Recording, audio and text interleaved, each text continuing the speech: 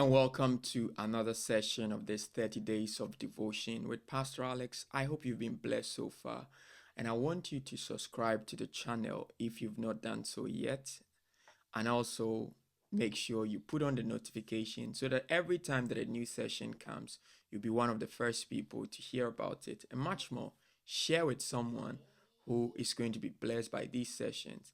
I want to talk to you today about a leadership urge or a leadership trait that I believe every leader, in whatever capacity you're leading, it's going to be a blessing to you. Whether you're a parent, whether you're a father, mother, wife, husband, a minister of the gospel, a business person, a career person, whatever capacity you find yourself in, this is going to bless you. It's called emotional security. How secured are you about what you are doing, your position? If you're a minister of the gospel, your calling, are you secured in it? If you're a wife or husband, are you secured in your position? I'm going to share a story with you, and I hope it blesses you. Come with me to Judges chapter 9, from verse number 7.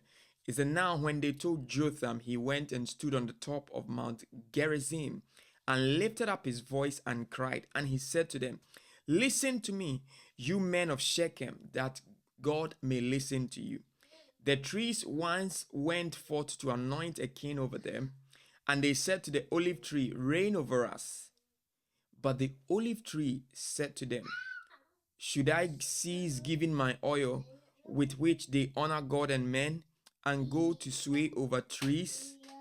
Then the tree said to the fig tree, you come and reign over us.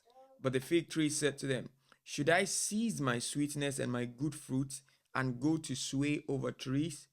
Then the tree said to the vine, you come and reign over us. But the vine said to them, should I cease my new wine, which cheers both God and men, and go to sway over trees?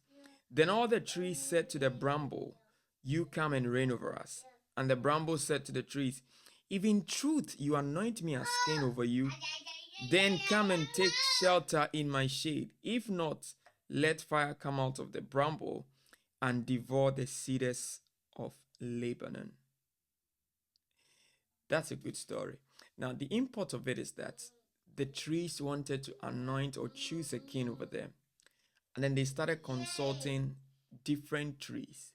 Now, when they consulted the olive tree said, do you want me to leave the oil that I give, which honors God and men, and come and preside over you? I'm not going to do that. The olive tree said, I'm not going to do that. I'm comfortable with what God has called me to do. And they went to the fig tree and asked him the same question, come and reign over us. And he said, no, I am comfortable. I am secured in what I am doing. I am secured in what God has called me to do. They said the same thing to the vine, and the vine said same. He said, I'm comfortable with what I'm doing. I'm comfortable with the new wine that I give, which cheers both God and man. And then they went to the bramble or the thorn bush. Now, thorn bush is a bush that has thorns, or shrub that has thorns. The thorns are for protection.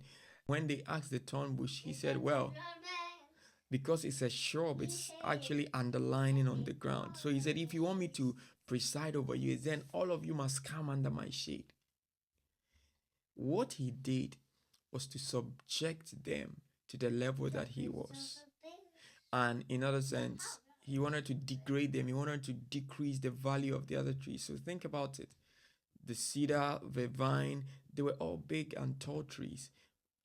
Taller, bigger than the shrub or the thorn bush. But then he wanted them to bow to him. And many times when people don't have any value to offer and they find themselves in positions of leadership, they choose to frustrate others. They choose to frustrate others because they are mostly not secured. They are not secured. They are just not comfortable that someone is going to be better than them, or someone is going to rise to their level, or someone is going to have what they have, or someone is going to do what they do. Has it occurred to you that sometimes you may not feel comfortable that a brother or a sister, maybe someone younger than you, is rising to the same level that you are. For some people, it's at the place of work when they see that their colleagues are being promoted to their level or their colleagues are doing better than them, then anger, then they begin to despise them, then they begin to become wary and angry. That's a sign that you are not emotionally secured with what you have or where you are. And because of that, you do not want other people to rise. And this has become very common, especially in our society or communities as Africans. And so you find this in many African societies, that people do not want others to rise above them. People do not want others to have what they have. And it's a bad trait. It's a bad trait.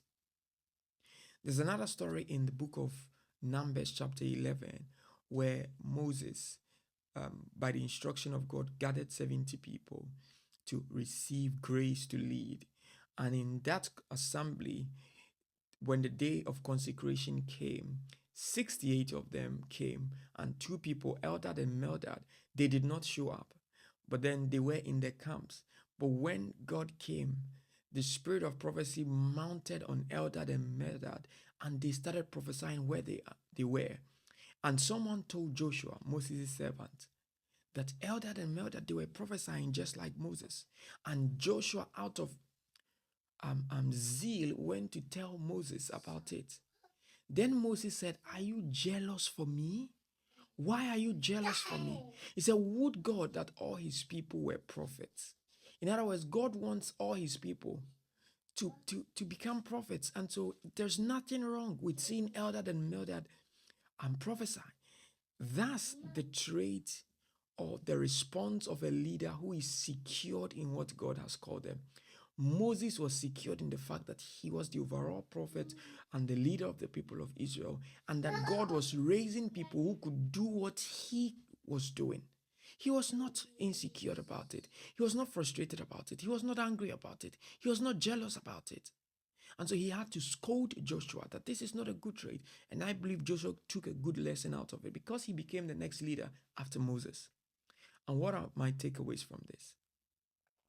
I believe everybody should wish the people around them well, especially if you're a leader. Wish the people around you well. If someone is succeeding around you, do your best to help them succeed. If you're a husband, your wife is doing better than you, making more money than you, don't be jealous. Don't be annoyed. Don't be angered by it. Push her, help her, support her. If your junior brother or younger sister is doing better than you, they are rising, give them room to expand. Give them room to grow. As a pastor, if your assistant pastors, your leaders, your church members, they are doing better in a certain aspect of life, push them, help them, encourage them. We can take a cue from Jesus. He said, "The works that I do, greater than these shall you do." Jesus knew the works that he was doing, but then he said that there are greater works that are going to be done by his disciples and many after who will believe after him. Peter saw Jesus walk on water, which was one of the fantastic and phenomenal miracles you can read in the Bible. Very phenomenal. And he said, "If it's you, bid me to come." And Jesus said, "Come on, walk on water as well." And Jesus, by example, caused Peter to walk on water too. Until the next time, I hope this bless you.